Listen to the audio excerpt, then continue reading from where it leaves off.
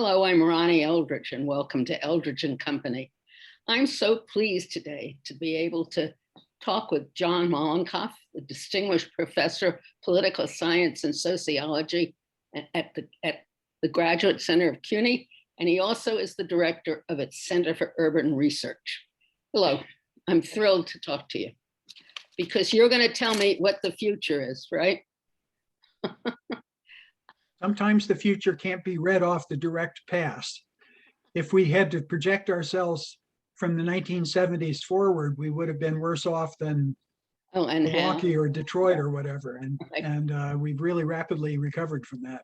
You know, as I told you when I asked you if you'd be on the program, I've always been intimidated by you because of all the figures and the information you have. It always makes me feel as if I don't have the faintest clue as to what you're talking about, but I do. And I eventually feel I'm much smarter when I do things because of it.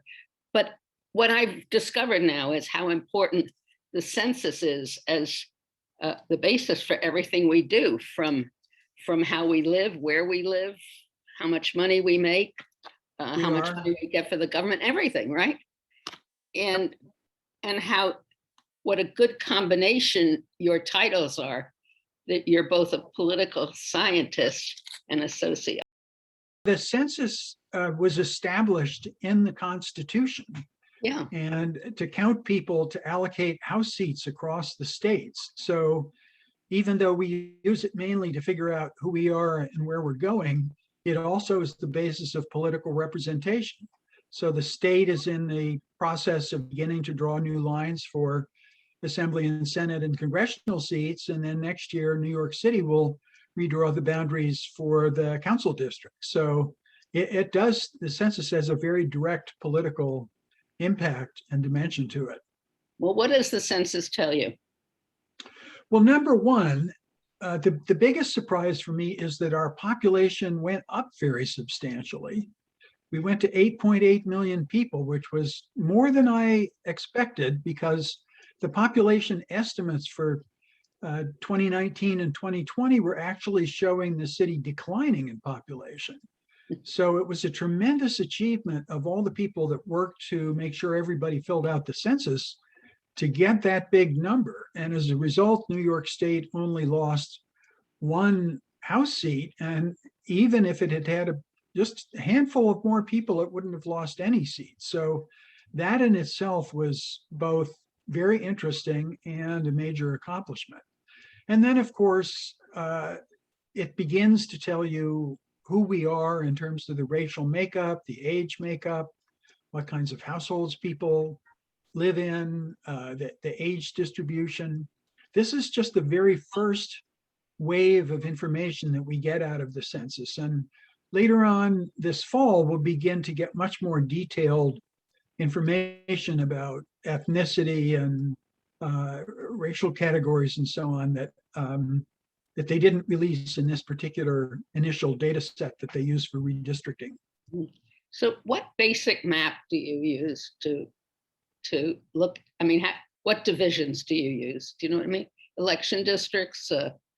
So this every 10 years, when we get the complete count census, we get figures at the block level. And that's the only time from any census data source that we get such fine-grained detail. And we'll probably put up a map in our center showing how the block level population has changed, not just in New York City, but all across the country. So one of the headlines is that the non-Hispanic white population declined nationwide, and it certainly declined in New York City between 2010 and 2020. So even as the population is going up. So as the non-Hispanic white population diminishes, the city's filling up with other kinds of people. So we'll be able to see the emergence of all those communities really at a block by block level, which no other data source can give us. Amazing.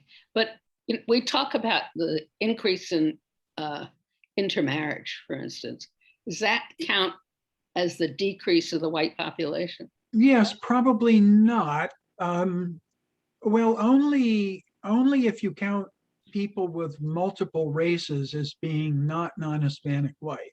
And I think there's been a lot more ambiguity about where the racial boundaries are being drawn these days. And the census is highlighting that, which is a good thing. Which it is a very good thing. It's very hopeful for the future of everything. When you say that there's a lot of discussion about the appropriateness of some definition, is that, or a classification, is that ongoing?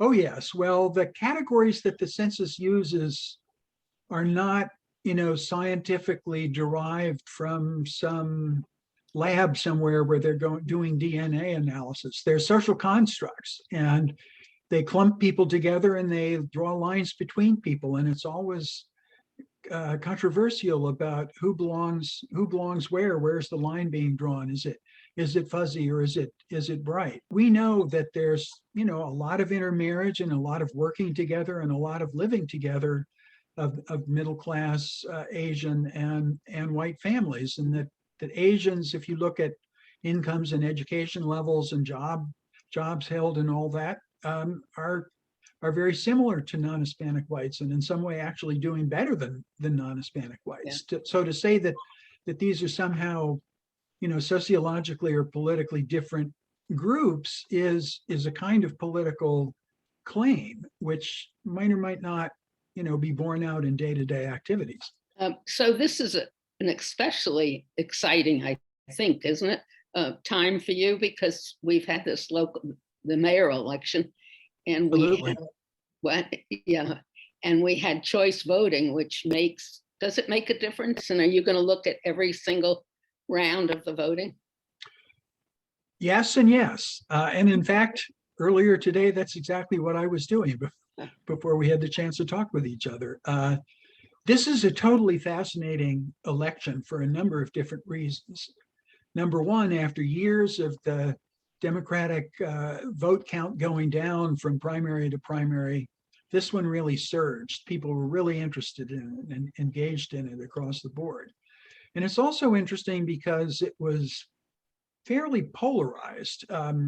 Eric Adams only won by a bit more than 7,000 votes, which is very close in such a large electorate. And his votes came primarily from Black and Latino voters in neighborhoods that are typically lower levels of education and income. And the candidates that didn't quite overtake him, if you look at Garcia and Wiley and Yang, they were all drawing their votes much more disproportionately from better educated, higher income, white and Chinese neighborhoods. So it's an election that reveals a kind of division in the potential division in the city, or that the two cities that Bill de Blasio talked about when he was running for mayor initially in 2013 are still right with us and very, very visible in this election. And if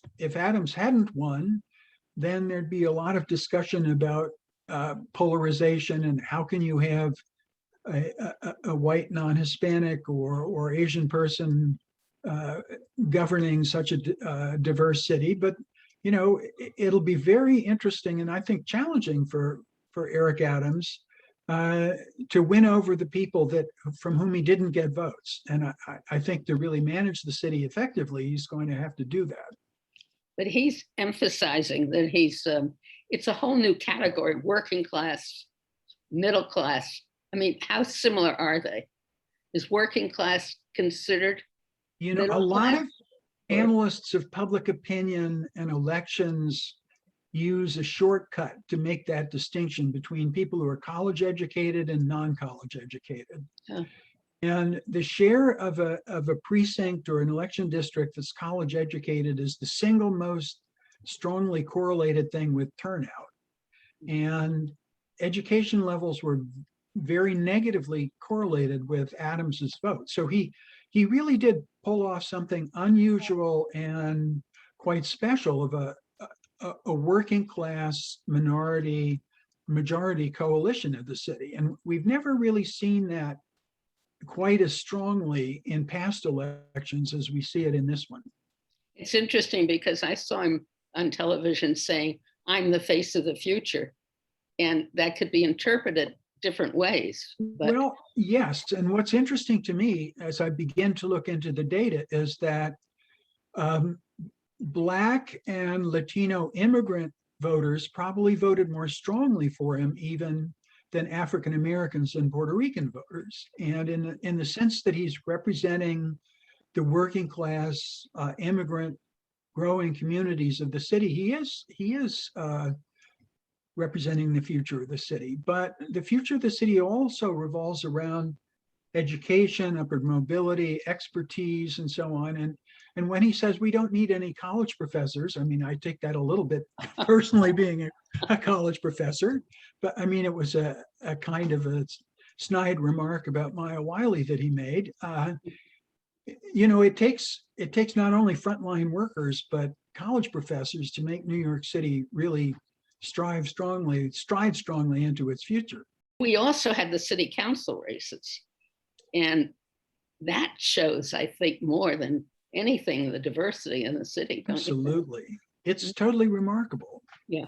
I mean, just the question of gender balance and the fact that the number of women council members had been dropping, and now we're headed to a majority. That's fantastic. Amazing. Totally amazing. Yeah. And then you think of there are going to be 3 council people possibly, or at least 2 with some degree of South Asian background. They've never been represented before. It really much more directly represents the diversity of the city than any previous council in a pretty substantial way. Do the overall things in the city? I think that they're typical for the class of cities that are like New York, that are both old cities and new cities. There are some old cities that don't have any new and thriving parts, that continue to contract, like, I don't know, I don't want to pick on one, but take, St. Louis or Milwaukee or Detroit, an old industrial Midwestern city. Some of them are rallying a little bit, but New York, really alone among the big cities, experienced a lot of decline in the 1970s. People have kind of forgotten that decade and how bad it was. And most cities that start headed downward like that never recover, but New York really recovered very, very strongly. So there's sort of a secret sauce for what we're doing that I think sets us a little bit apart from other cities. Of course, San Jose and San Francisco and Austin, Texas, and there are a lot of cities with a lot of knowledge industry, high tech stuff going on that are doing well, and that are basically new cities without the old element. But for being an old city, we're doing extremely well. I think we gained population faster than San Jose or San Diego did. And is the age lower than it used to be? I'll have to take a more careful look at that. New York has always been tilted towards the older end of the age distribution. We've always attracted people in that sort of post-college, beginning of career age group on a net positive basis. And I'll be looking to see, whether we've done better compared to the past or not. I do think we've probably held on to some more families that are a little bit older than that 20, 30, 40 years ago would have all moved to the suburbs. And we're retaining those families. But we have a lot of elderly people, and the whole age structure of the country and the city is aging in place a lot of times. But when they talk about the agricultural, the Midwest, the farmers, and the disappearing farmers, and the young people moving out. So can you tell if those young people moving out are they're moving to metropolitan centers, right? To urban areas? The census is not a panel study that follows the same exact people around from survey to survey, unfortunately. We do have surveys like that, but not big enough to really. So the census asks where you lived last year. So we know who showed up from where a year ago. And The native-born people on a net basis move out of New York City.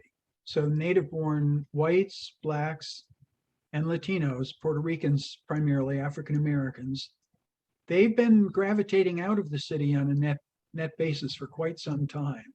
What's interesting to me, though, is that between 2000 and the present, the native-born white population in New York City stabilized in number, and actually, in terms of voting age citizens, grew a little bit. And that had been dropping for a long time. The decade 70s, 80s, 90s, it was dropping fairly significantly. And the white population is very different today than it was in 2000. There are a lot fewer Italian Americans living in the Bath beaches and the other the Throgs Next, the old Italian neighborhoods of New York City. And there are a lot more people who don't fit the old ethnic categories. And those younger, newer, ethnically newer people have reconcentrated in neighborhoods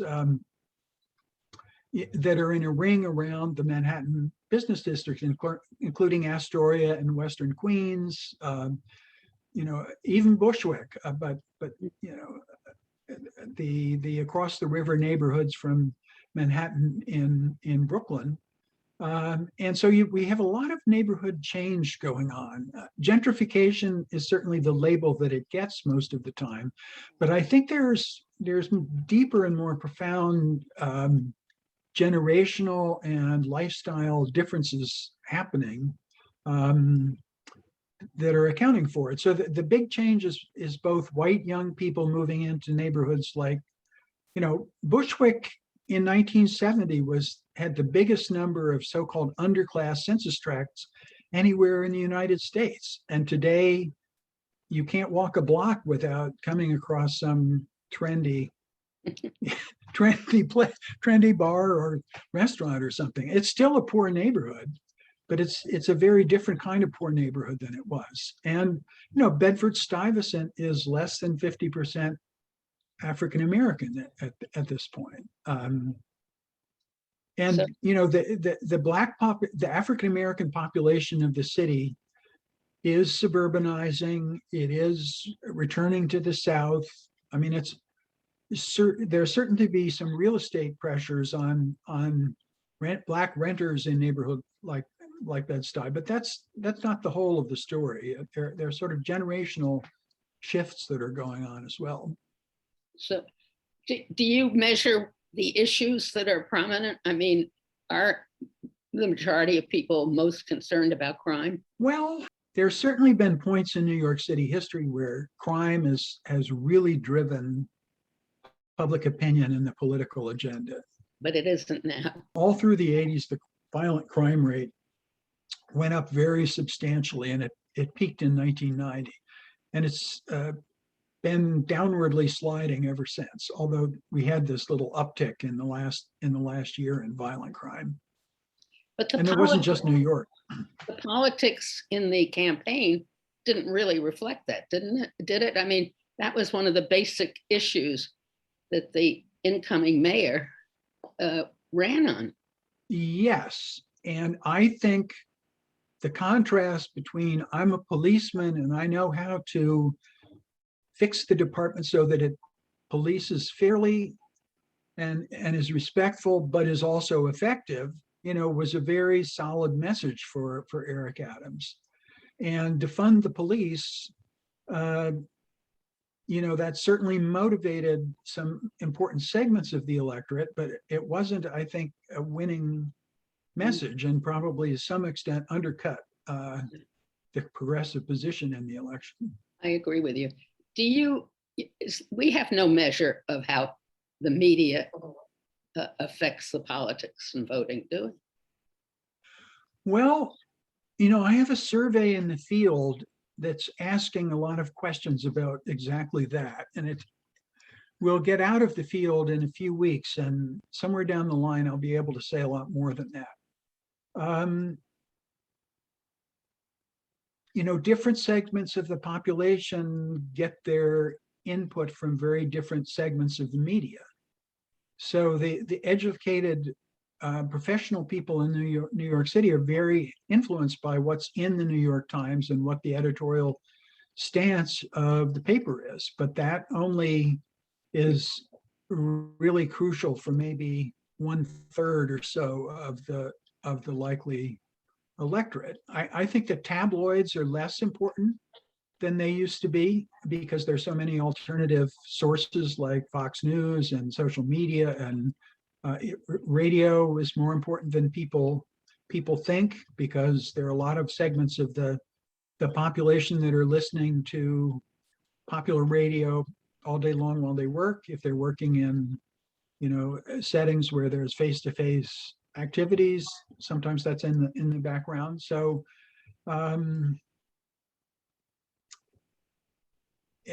how people get information that helps them make political decisions is a very important question, and how that's changing and where they're getting it from. We also ask questions about how people heard about the census, to circle back to where we started. And I think that the effort that the city made, which involved both giving $19 million in grants to trusted partner organizations in the neighborhood and spending about $20 million for various kinds of digital advertisements and other campaign activities, had a real impact on increasing our rate of participation in the census. But our survey is asking people whether they got input from any of these sources, and if it helped them make up their mind to engage the census. That's so interesting, because there was a slight movement to say this is unfair because people of color won't understand it as well, which I thought was. Well, I think RCV has been a tremendous success, and if anything, Eric Adams benefited strongly from it rather than losing because of it. Yeah.